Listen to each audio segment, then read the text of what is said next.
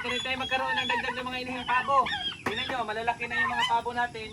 Malapit na maging pang-breeding to. So, pakain muna tayo pabo, tapos yung mga itik natin dyan, may malalaking itik pa kung dinala dyan. Tapos yung baboy din, ito, pagkain ng itik, pabo, at manok. Tapos meron tayong pagkain na ng baboy. Yan. Parang kailan lang, sisiw lang to nung mga nauna natin mga video yung pinakita ko sa inyo. Ngayon po, tingnan nyo naman, lalaki na. So ito, ang pagkain ko lang sa kanila. Ngayon, hindi pa ako nanguha ng kangkong. Mais at darak. Since naka-pre-range naman sila. Kasi ito, mamaya itong mga pabo, ipaskul na naman natin ulit ito. Lalabas na naman to sila dyan. Mahingain ng mga damo-damo. So ayan lang po, oh. Malaking tipid po sa pabo pagka ganito naka-pre-range naman sila. Ito lang po, mais at darak yung inimix kong pagkain sa kanila. Ang ibang manok natin ngayon wala na dito. Magala na.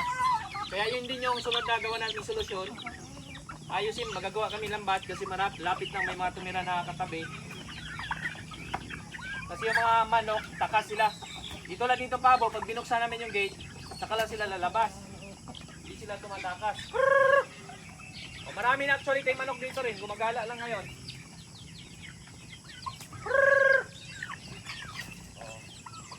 Yan, sapat-sapat na yung pagkain natin. Kung walang mais, pwede darak at kangkong. Goods na po sa kanila yan. Dumaki yung mga pabo natin. O kahit ganito yung pagkain natin. Although pag pagkain tayong baboy, may feeds na halo. Nakikisalo rin yan sila. Pero kunti-kunti lang. Dito naman po, tingnan nyo. Yung itik. May mga malalaking itik tayo dito. Kasi yung mga lalaking itik, nilagay ko rin po dito.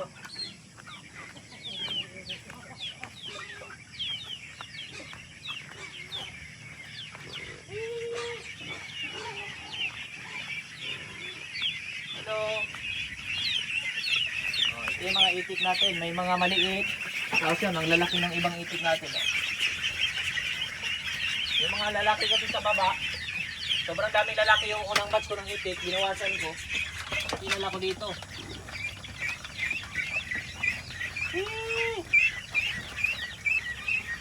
Sabi na.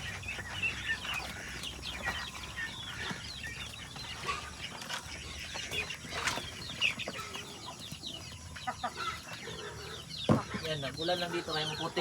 Dito po nilagyan ko ng ipa para meron silang masisulungan na tuyo. Actually ito yung kulungan ng baboy dati. Yung baboy kasi nilabas na natin ng luso na. Doon naman tayo magpakain ngayon pagka tapos natin bigyan itong mga itik.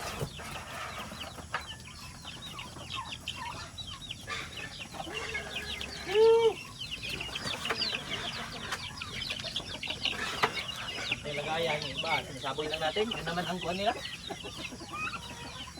Yun naman gusto nila. So ito yung mga lalaking itik lang to. Yung ibang mga itik natin nasa baba rin kasi.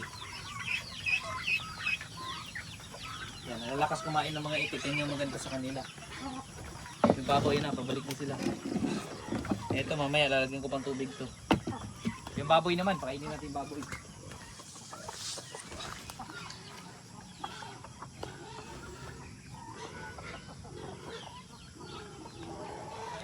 Development natin dito sa lote. Yung mabilis lumaki yung itik, binili natin lahat yung mga sisiw. Yung mga lalaki, libre natin nakuha yan. Babae, binili ko yung mga nasa baba. Itong pabo yung nagdala tayo dito ng umabot ng mga 10 piraso. Yung mga kuha natin, hinahin. May iba dito, nagaling din. Pero ngayon marami na, higit 30 na sila. Dito na sila dumami. Ang ginawa natin dito sa pabo para mabilis po mangitlog, pagkalipat natin dito, niligo namin.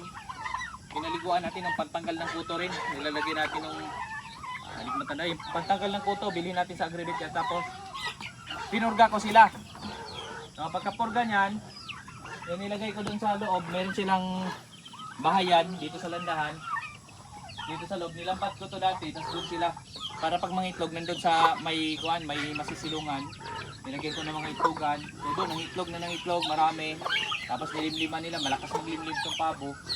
Hanggang sa napisa, nung nagkasisiw na, nilagay ko naman doon sa ibabaw ng landahan. Lutuan ng kupras, ibabaw doon sila. Kasi wala naman ng kupras na niluluto dito.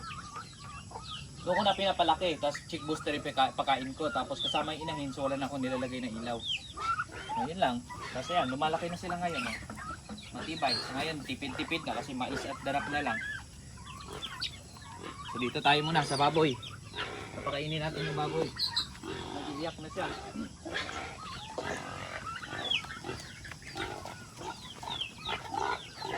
Ito, ayun ang baboy natin. Dati, pabundok ko itong nilagyan ko sa kanya. Ngayon, parang pinatag niya na halos dyan. Oh. Meron ng patag na part dahil sa baboy. Kaya lang, maputik lang kasi tagulan dito sa amin. Nilagyan ko lang itong sunshade para hindi siya mainitan. Kasi sa baboy, okay lang yan mabasa. Sila kasi yun talaga gusto niyan. Hindi ulan. Ang hindi okay sa baboy, yung init. Lang. Ito na yung pabo. Oh. Sabi ko sa inyo, hindi ako nagpipid sa pabo pero dito nakikikain din niya ng pids. Pero ito naman pagkain ng baboy natin, halo ito ng pids at darak. Pwede.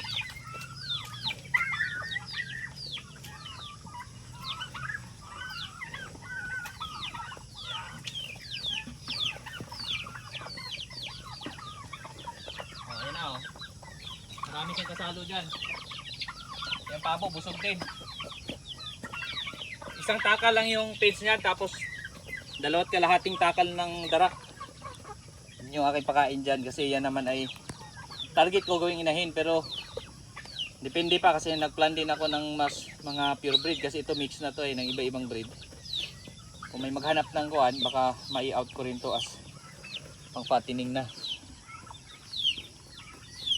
Ayan, ang lakas nilang kumain, ang dami nilang. Tapos update tayo. Ito naman yung plano namin.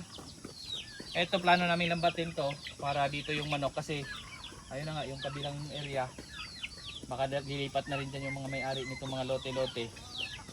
So plano ko maglalambat kami dito, lalagyan namin ng net para yung mga manok na takas na wala dito ngayon hindi tayo makaka-istorbo, dito lang din sila, no?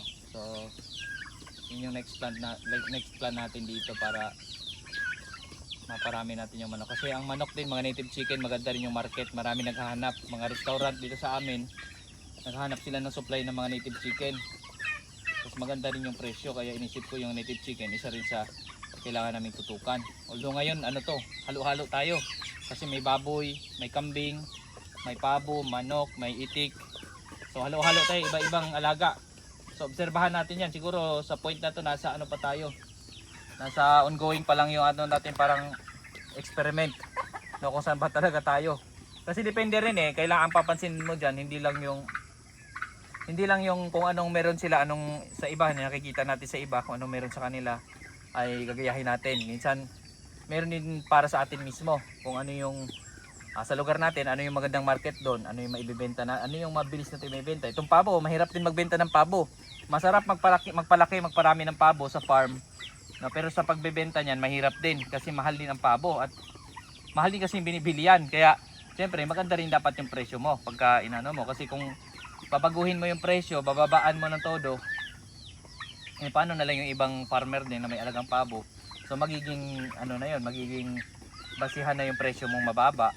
So kawawa na yung ibang farmers, di ba? So nandun pa rin tayo sa kung ano yung presyohan ng pinagbilhan natin, doon pa rin tayo. Usually 450 per kilo, dati nga 500 per kilo yung isang barako namin nabili, tapos may 400 ganyan. So usual siguro mga 400 per kilo yung mga presyohan ng pabo. Nasa manok nasa 200 plus mga 250 per kilo dito sa area namin, no, yung iba inaabot ng 300 per kilo. So yan yung mga presyohan usual din dito, no. Sa itik, kahit yung mga itik na lalaki yan 200, 250 ganyan yung presyo niyan per head naman yun usual dito sa area natin, no. Marami naman tayong pwedeng gawin din na para sa ikakaunlad ng ayan. So yung tungkol sa pag-aalaga natin at tingnan nyo po yung tingnan nyo yung mga tinatanim din natin dati dito. Nung pagkalipat namin dito nagtanim tayo agad, ito na yung mangustin, malaki na. Tapos tingnan nyo po yung may langka tayo dito, ito po malabong na rin yung langka namin dyan, malabong na ng kuan nya. Yan yung langka na matamis daw yung langka na yan Tapos dito po yung mga saging lalaki na yan yung mga saging. Ito sinampahan ng pabo. Kaya nangabali yung dahon, pinutol mo na lang. Ito yung rambutan. Puro grafted din po ito. Siguro mga more or less mga 3 to 5 years. Pag lumaki ng maganda to ay posibleng mamumunga din yan. Lansones, meron tayo dito. So, lansones. Tapos yung mga buko, yung paglipat natin dito, naitanim na to, meron na nito. Pero wala pang mga bunga. Ngayon po may mga bunga na. Dito ang pinakamaraming bunga. Kaya maganda po pagka meron tayong farm, lalong-lalo na pag bagong pili, tamnan natin agad kung target naman natin ay going farm na mapagkuha na natin yung mga prutas. Ito, tingnan nyo. Daming bunga oh. Yan, napakadaming bunga ng niyog. Tumaba lalo eh kasi may mga alaga tayo dito. Dito sila nadumi. So maraming benepisyo din naman actually yung mga alaga. Meron tayong mga natural na pagkain na naibigay sa kanila, nakuha natin dito. Tapos yung mga dumi nila, nagiging fertilizer din pagdating sa mga halaman na nandito. Kasi ito pa, mga saging dito malalaki na po. Actually dito sa lugar namin, sa Mindanao, bihira dito ang Indian mango. Pero nakapagtanim na tayo ng mga Indian mango. Ito ko sa inyo yung ating achievement na nagawa dito.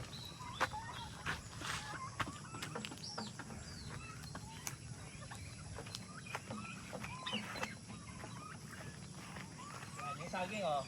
Nagtaba na, saging saba. Ayan, mga saging saba yan. Malalaki na. Kung maalala nyo dati sa mga nakasubaybay sa dating video natin na magtanim pa lang tayo. Ito, madamo to. Nung unang punta pa nga namin dito dati. Ito, sobrang madamo. Madamo to. Hindi ko nga in-expect na maganda ang saging dito. Pero so far, oh. Yan. Oh, ang taba ng saging. Yan, yung mga saging natin dyan. Pati yung mga langka na tinanim natin. Matataba. Tapos ito. Yan, magaganda yung saging. Ang laki daw. Ito, may mga saha na rin. Meron na rin mga ano niya, followers. Tapos ito naman yung saging na, ito naman yung manggang Indian mango. Buto lang to, bumili kaming mangga. Basta may mga buto-buto, ginagawa ko. Pag kumain kami prutas, yung mga buto nun, inuuwi ko tapos tinatanim natin. Ayan, tinanim natin dito. Tapos may bayabas pa ditong tumubo. Kusang tumubo lang yung mga bayabas. Galing sa mga ibon naman yan. Oh, tapos ito, ayan, may mga mangga rin tayo dyan. So madami tayong marami tayong mga tinanim na ngayon ay malaki. Tapos Bangkok na santol, ito pa. Ito, dalandan oh. Ito nyo po. Siguro sunod na update nito, malalaki na itong mga tanim natin dito, lalo. O, tulad dito, ito. Bangkok na santol. Basta lahat po na makikita nyo yung prutas na tingin nyo masarap, gusto nyo, tanin po yung buto kung meron kayong farm, lalo na pagka bagong acquire lang. Ayan o, kasi sobrang inspire natin na nakuha natin itong farm, sobrang inspire natin na magtanim, kaya tanim tayo ng tanim agad. So ngayon o, after 1 year, magwa 1 year na yata tayo dito no. Magwa 1 year na kami dito, meron na tayong makikitang tumutubong mga prutas. Hindi na siya purong damo, hindi tulad dati na talagang purong damo siya, tapos may konting niyog lang maganyan. So ngayon po, makikita mo na talagang naging masagana na yung lugar. No, so marami pa tayong i-update doon sa kabila, pakita ko rin sa inyo. Update tayo sa inyo. Ito ang kasaba, yung tinanim ko dati oh. Malaki na oh. Ganyan lang talaga, tanim lang ng tanim. Tapos ito pa, buungon. Anong Tagalog ng buungon? Suha. Oh, suha. Ito, sa Bisaya buungon tawag namin, sa Tagalog suha. So ayan, yan yung siguro nang ano lang ako, hindi naman sa nagyayabang. Itong akin is nang inspire lang ako sa inyo na kapag mayroon tayong farm, magtanim tayo agad para pagdating ng panahon ay meron tayong maaani. Dito sa kabila, dito tayo sa kubo. Yan yung yung parang investment mo na isang beses mo lang tinanim, tapos pag sobrang tag-init, diligan mo lang. Pag ganito naman tag-ulan ay hindi na kailangan diligan. Mamumunga na yan. Ito, mulberry, yung mga tinanim na tayong mulberry. Pinya, namunga na rin po. Ayan yung pinya. May katabing saging, may katabing avocado. Ayan, tinatanim natin. Ito, avocado rin. Marami akong avocado kasi alam ko maraming mahilig sa avocado. Tsaka sa future baka mag-boom ang avocado. O di, tas bayabas, marami tayong bayabas. Sa future pagka naayos na natin ang buong farm, pag may gustong pumasyal, meron tayong ma-harvest dito, mayroon tayong makain na bayabas. Ito pa. Tapos may mga bulaklak na yung tinanim. Bougainvillea. Yan, makopa. No? Ayan yung kubo na ginawa ni Papa. Landahan. Tapos dito sa bandang likuran, yung mga kamote ko dito, paubos na rin. Oh. Bala ko tamnan kasi ito ng, magtanim pa ko dito ng tambis. Para meron dyang parang masisilungan. Pag tag-init kasi pinaghandaan din natin ang climate change. Kasi dati nung pagpunta namin dito sobrang mainit dito kasi nga puro damo. So ito yung langka, may langka din tayo dito. Ayan po, langka. Pinaghahandaan natin ang climate change kung dumating ang panahon na sobrang tag-init. O dito may mga maglililim na, may mga saging na, may mga prutas na, may mga langka diyan, oh. Ayun yung mga saging natin mapayat tumaba ngayon, oh. Saging saba. Ang taba pala ng saging saba dito. Dati iniiwasan ko, hindi ko masyadong siniseryoso tamnan dito kasi inisip ko baka payat. Kaya doon ako pababa ng tanim, pero doon pala mga payat, dito ang mataba. Wala pong mga fertilizer na mga kuan yan. Natural lang mga fertilizer niyan. Walang mga inorganic. No, usually mga organic lang, mga galis dumi ng manok. Oh, kasi may mga manok tayo dito marami. Tayo, ang daming bayabas, oh. Kusa nang tumubo dito mga bayabas. Ayan. So doon mga saging din langka. So yun lang po kapag ka yun. Ito, nang-inspire lang tayo kapag ka meron kayong lupa. O naging bakante ng lupa. Ngayon pa lang ay tamnan nyo na, huwag nyo nang antayin na dumating ang panahon na gusto nyo mag-harvest, wala kayong ma-harvest. Ngayon pa lang, padalas nga pag dumaan kami sa mga fruit stand, nagtitingin ako ng prutas na pwede ko itanim ang buto. So yun yung ginagawa ko. Or kapag may budget tayo, bumili tayo ng mga grafted na mga prutas para mabilis magbunga. No, parang investment din to eh. Tanim ngayon, pagdating ng panahon, meron kang aanihin after 5 to 10 years. So yan, maingay na dito, may nag-iingay ng gangis yan sa mga puno. So ayan po, yan yung update natin mula dito sa mga alaga natin at sa mga tanim natin dito sa lote na nabili natin. At muli po sa inyong lahat, maraming salamat po.